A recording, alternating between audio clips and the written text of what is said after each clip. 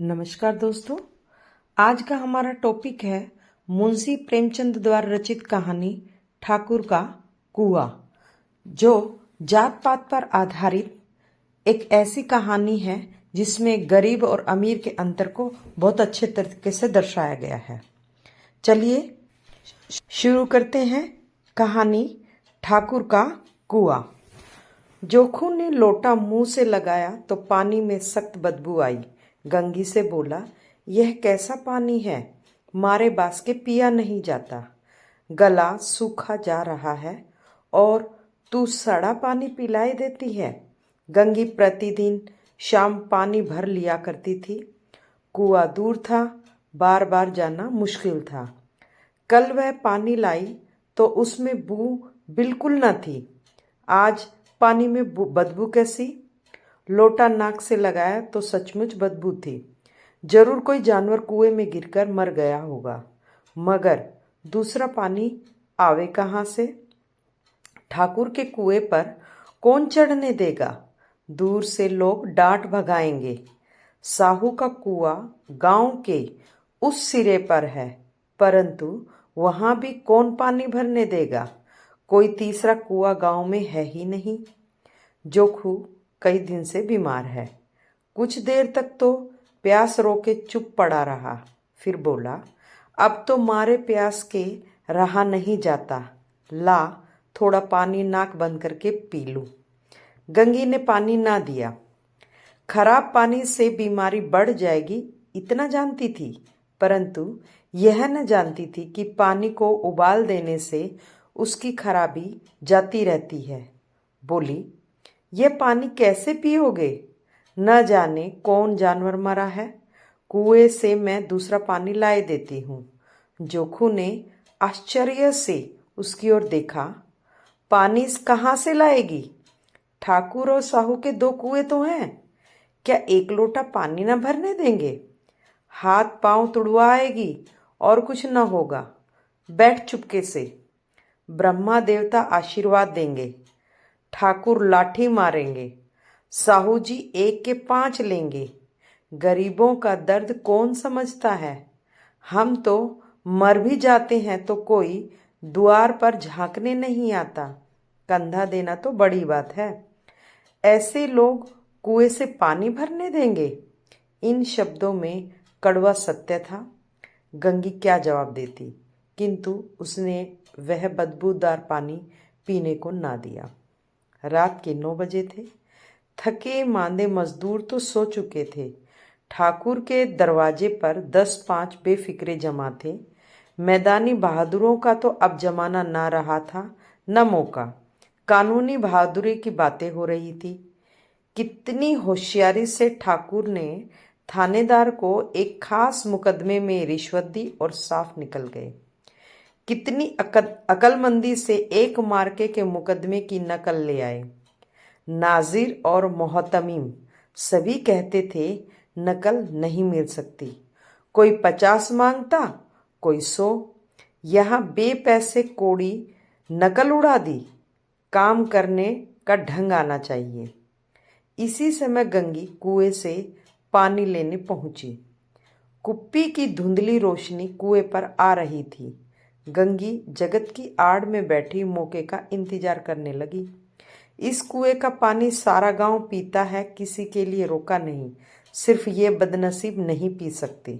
गंगी का विद्रोही दिल रिवाजी पाबंदियों और मजबूरियों पर चोटें करने लगा। हम क्यों नीच हैं और ये लोग क्यों ऊंच हैं? इसलिए कि ये लोग गले में तागा डाल लेते हैं। यहाँ तो जितने हैं एक से एक छठे हैं। चोरी ये करे, जाल फरेब ये करे, झूठे मुकदमे ये करे। अभी इस ठाकुर ने तो उस दिन बेचारे गडरिये की भेड़ चुरा ली थी और बाद में मारकर खा गया। इन्हीं पंडित के घर में तो 12 मास जुआ होता है। यही साहू जी तो घी में तेल मिलाकर बेचते हैं। काम करा लेते हैं, मजदूरी देते नानी मरती है। किस किस बात में हमसे ऊंचे हैं? हम गली गली चिल्लाते नहीं कि हम ऊंचे हैं, हम ऊंचे। कभी गांव में आ जाती हूँ तो रस भरी आंखों से देखने लगते हैं, जैसे सबकी छाती पर सांप लौटने लगता है, परंतु घमंड यह है कि हम ऊंचे हैं। कुएं पर किसी के आने की आहट हुई। गंगी की छाती धक धक करने लगी। कहीं देख ले तो गजब हो जाए, एक लात भी तो नीचे ना पड़े। उसने घड़ा और रस्सी उठा ली और झुककर चलती हुई एक वृक्ष के अंधेरे साए में जाकर खड़ी हो गई। कब इन लोगों को दया आती है किसी पर।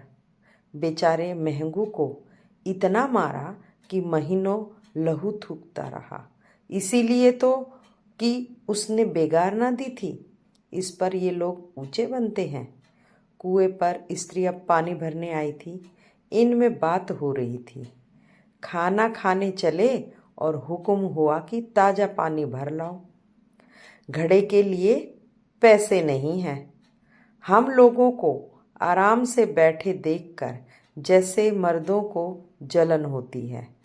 हाँ, यह तो ना हुआ कि कलसियाँ उठाकर भर लाते, बस हुक्म चला दिया कि ताज़ा पानी लाओ, जैसे हम लौंडिया ही तो हैं। लौंडिया नहीं तो और क्या हो तुम? रोटी कपड़ा नहीं पाती, 10-5 रुपए तो छीन झपट कर ले ही लेती हो, और लौंडिया कैसी होती हैं? मत लजाओ दीदी, छिन भर आराम करने को जी तरस कर रह जाता है। इतना काम किसी दूसरे के घर कर देती तो इससे कहीं आराम से रहती।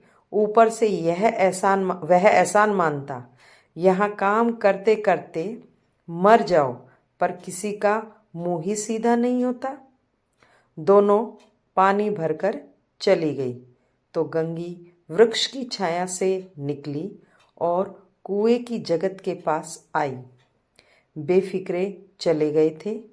ठाकुर भी दरवाजा बंद कर अंदर आंगन में सोने जा रहे थे।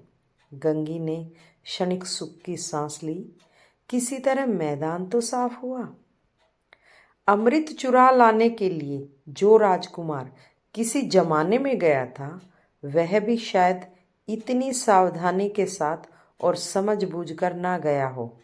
गंगी दबे पांव कुएं की जगत पर चढ़ी। विजय का ऐसा अनुभव उसे पहले कभी न हुआ था। उसने रस्सी का फंदा घड़े में डाला, दाएं बाएं चौकन्नी दृष्टि से देखा, जैसे कोई सिपाही रात को शत्रु के किले में सुराख कर रहा हो। अगर इस समय वह पकड़ ली गई तो फिर उसके लिए माफ़ी या रियायत की रत्ती भर उम्मीद नहीं। अंत में देवताओं को याद करके उसने कलेजा मजबूत किया और घड़ा कुएं में डाल दिया। घड़े ने पानी में गोता लगाया, बहुत ही आहिस्ता, जरा सी आवाज़ ना हुई। गंगी ने 2-4 हाथ जल्दी जल्दी मारे। घड़ा कुएं के मुंह तक आ पहुंचा। कोई बड़ा शहजोर पहलवान भी इतनी तेजी से न खींच सकता था। गंगी झुकी कि घड़े को पकड़कर जगत पे रखे कि एकाएक ठाकुर साहब का दरवाज़ा खुल गया। शेर का मुंह इससे अधिक भयानक ना होगा। गंगी के हाथ से रस्सी छूट गई। रस्सी के हाथ घड़ा धड़ाम से पानी में गिरा और कई क्षण तक पानी में हिलोरे की आवाज़ें सुनाई देती रही। ठाकुर कौन है पुकारते हुए कुएं की तरफ आ रहे थे और गंगी जगत से कूदकर भागी जा रही थी।